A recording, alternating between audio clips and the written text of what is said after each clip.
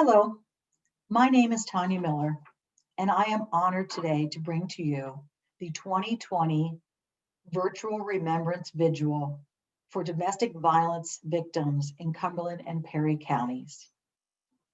I come to you today as a representative of the Board of Directors, as well as a family member of someone who's experienced domestic violence.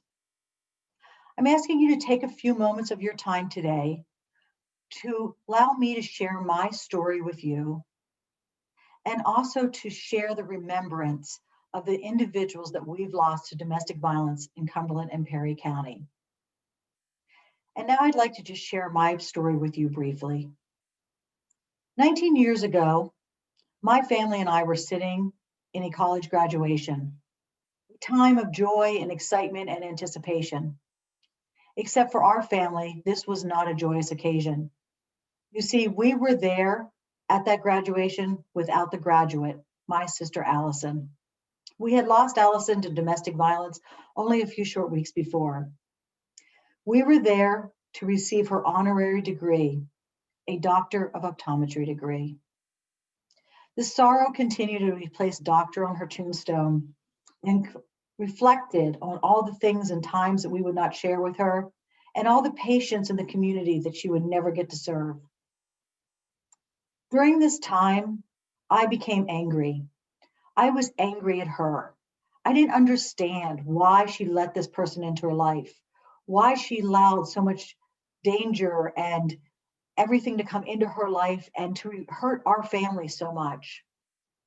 I just didn't understand. I didn't know why. See, I didn't know anything about domestic violence. I never thought that domestic violence was anything that I would even have to think about. I just didn't know. So I went on a journey to learn more and to understand. And my journey brought me to the Domestic Violence Services of Cumberland and Perry County. They were offering a hotline volunteer training program. And I thought this was perfect because not only would I learn about why my sister made bad choices, but I would be able to tell other people to not make those same bad choices. Well, to my amazement, as I began to learn about domestic violence through this program, I started to understand what happens in domestic violence and that how domestic violence can affect anybody and any family. And that what we need to do as a community is to be there for the victims of domestic violence.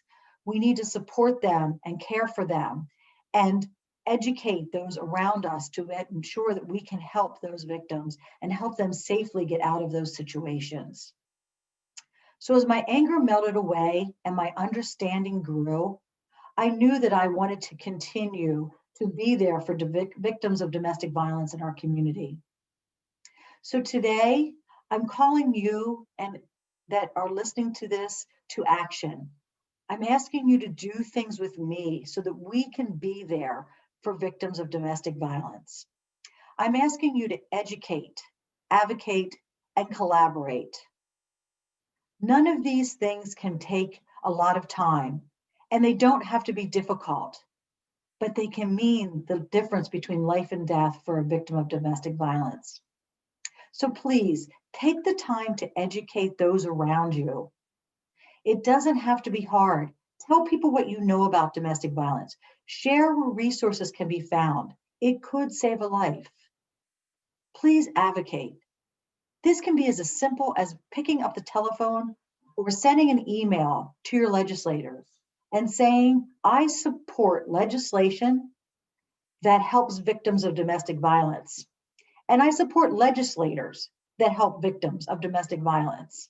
And I vote. And then please collaborate. Even if it's showing up for a domestic violence fundraiser event or supporting us in the community, finding ways that your organizations that you are already involved with can collaborate with domestic violence services to be there for the victims. All of those things and those connections matter. They help save lives. So today I ask you, please, in remembrance of my sister Allison and remembrance of those individuals that I'm about to read their names, please educate, advocate, and collaborate. These actions can help save a life. Now I'd like to take a few moments to read the names of the individuals that we've lost to domestic violence in Cumberland and Perry County.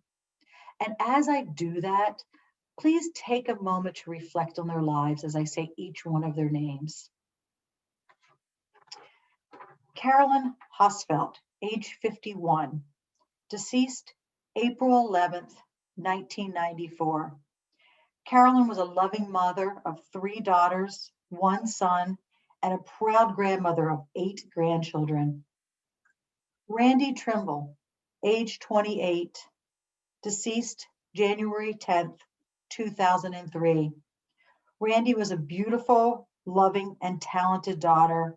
She passionately cared for others.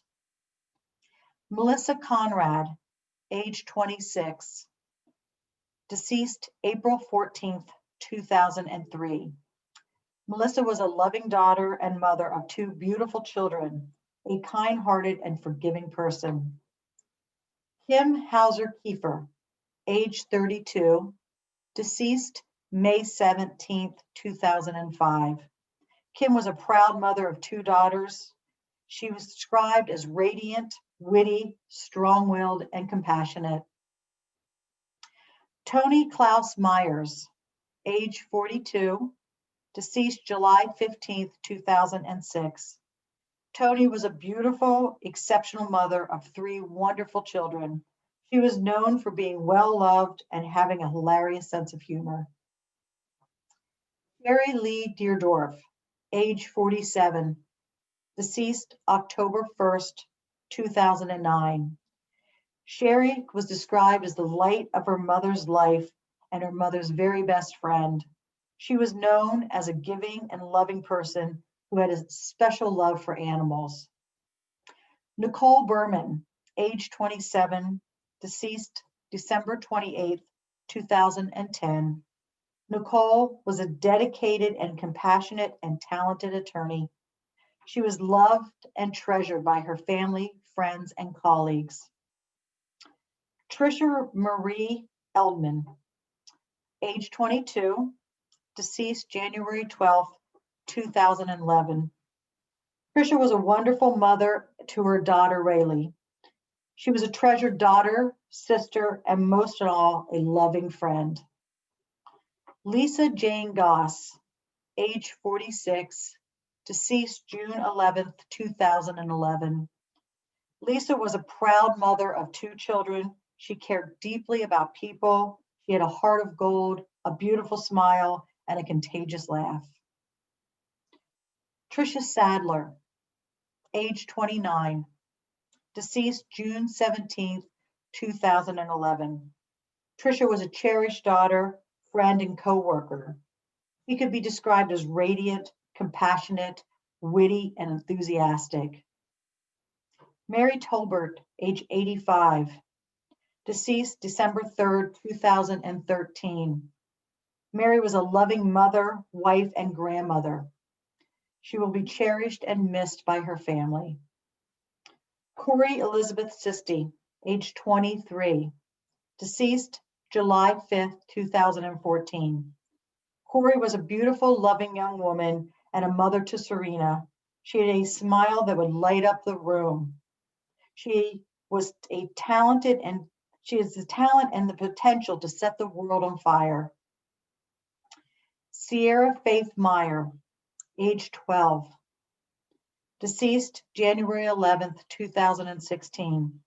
There was a beloved daughter, granddaughter, and a friend whose contagious smile and laughter brought sunshine to your day.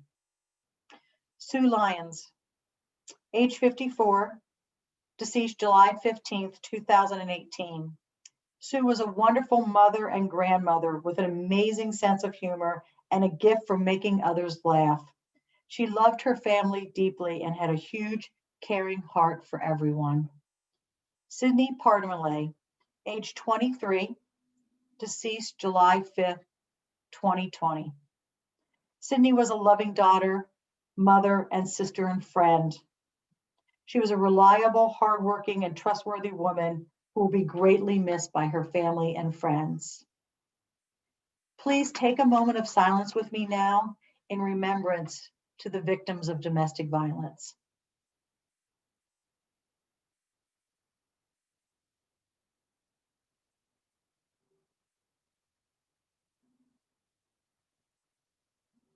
Thank you for taking the time for the 2020 virtual Remembrance Vigil for domestic violence victims in Cumberland and Perry County. Thank you for being here with us today.